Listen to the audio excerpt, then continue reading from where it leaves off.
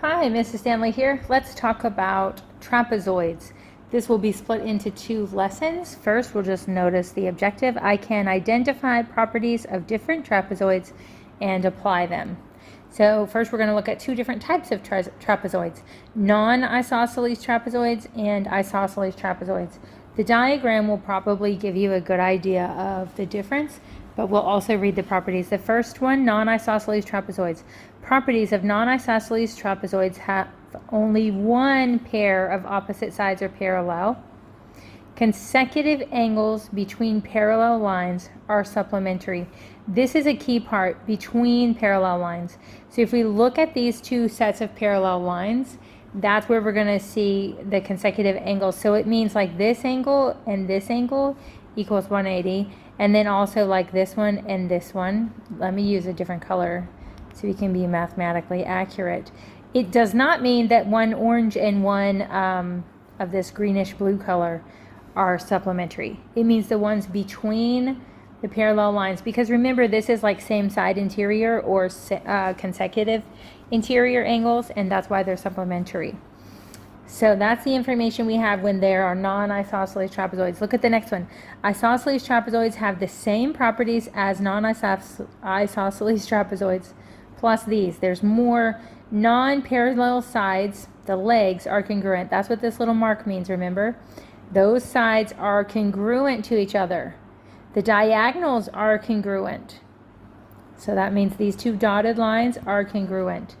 Base angles are congruent. The base angles is like this one here and here. They're congruent, and then also this one is congruent to this one.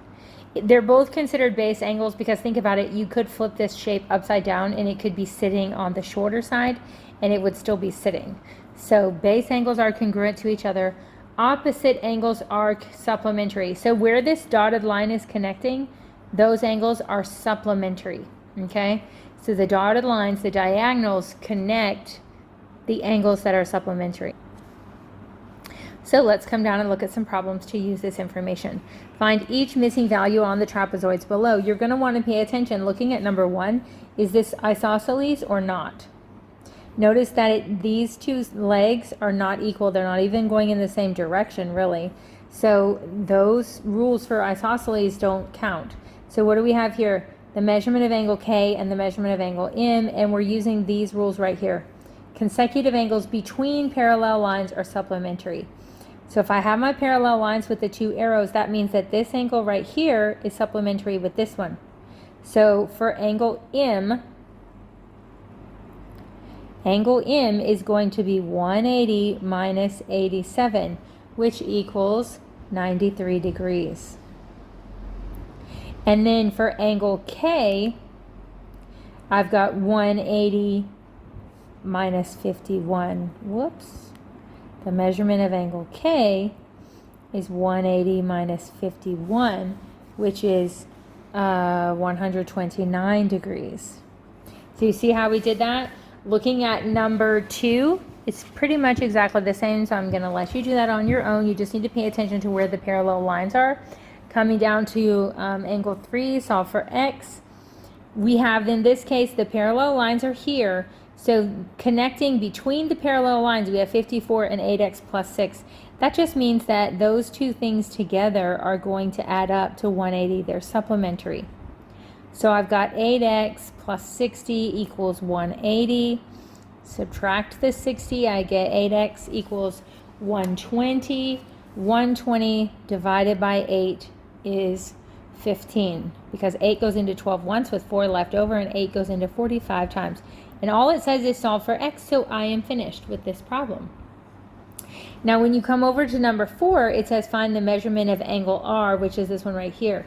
So you're going to do the same process, but you're going to measure for angle R. Remember, these are supplementary because they're consecutive. So set them up as supplementary. I will give you the way to check yourself is that once you work it out, x will equal 10, and you should be able to then find angle R. Now we come down, look at these. These are examples where they are isosceles trapezoids. DEFG is an isosceles trapezoid. Remember, that tells us that the sides that are not parallel are congruent.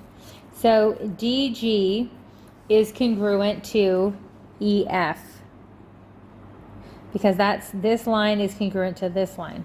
Okay, and then the other thing, notice what it's saying, DF is congruent to what? GE. Remember, the diagonals are congruent also. That was in our list of properties.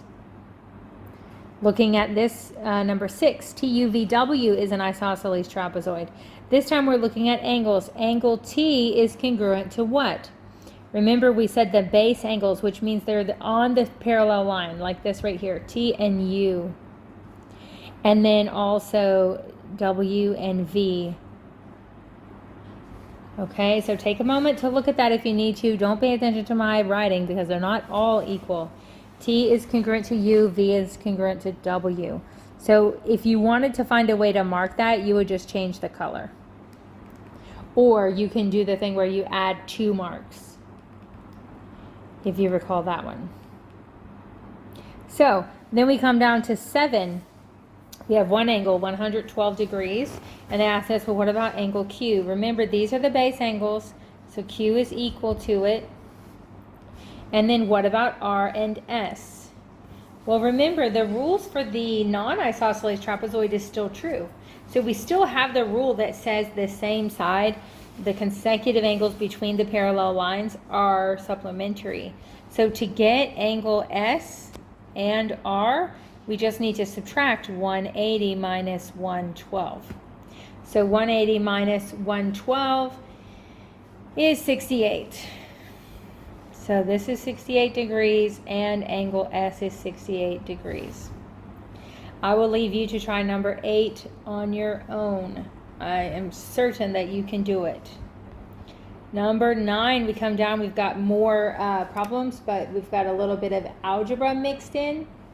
So we do need to pay attention, is it isosceles or non-isosceles, so that you get the correct information. And it's possible that all of them are isosceles. I'm not sure, I haven't looked at every problem, but just pay attention to that so you know which rules to apply.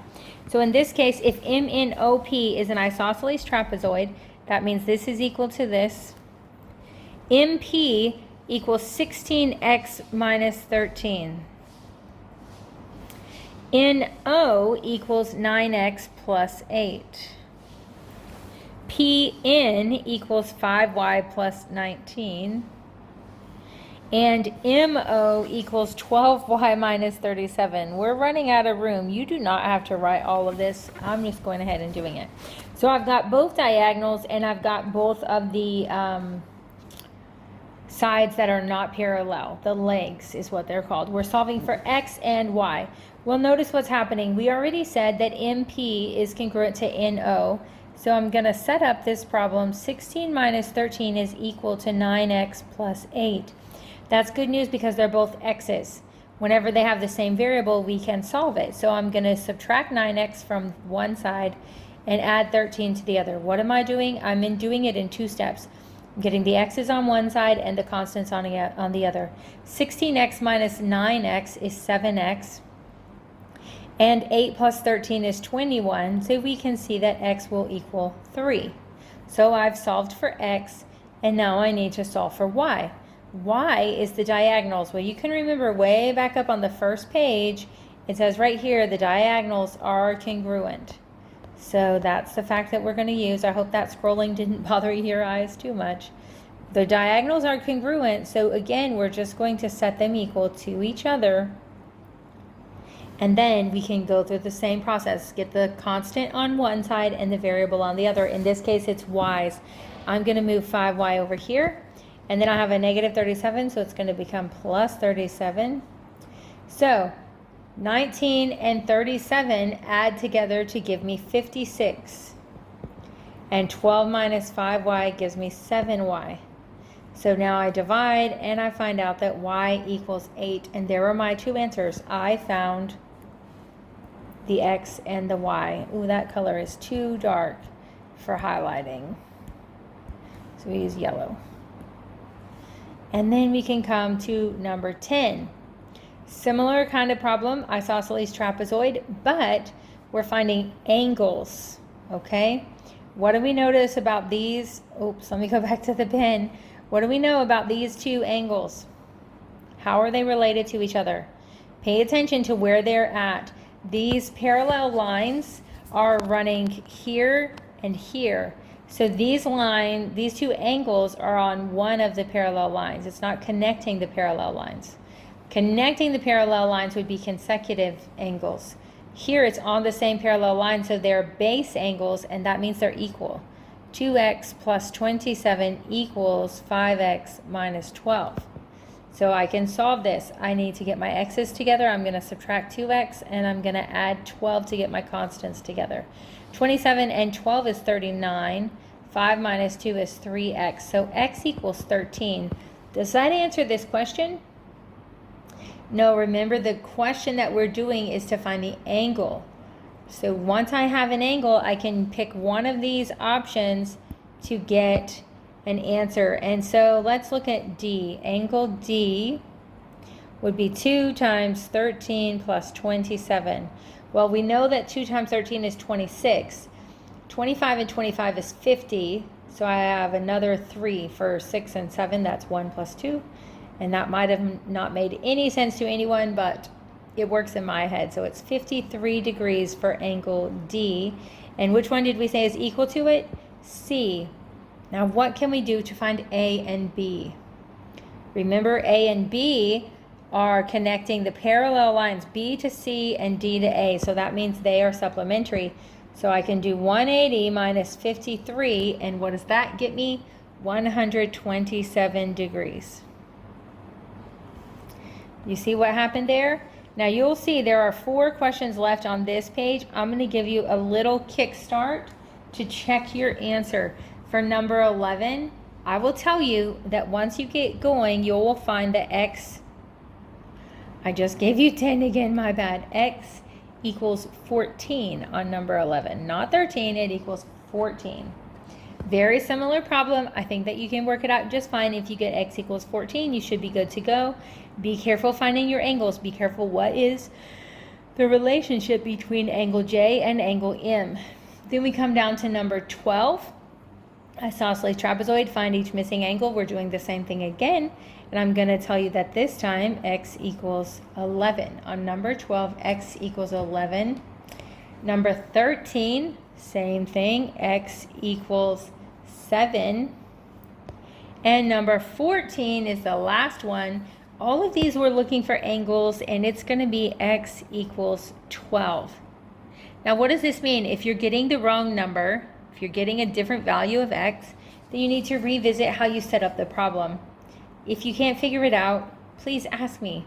Don't just Google some solution. Don't just, look it up some way or ask somebody to tell you. The goal is not for you to get the right answer. The goal is for you to know how to get the right answer.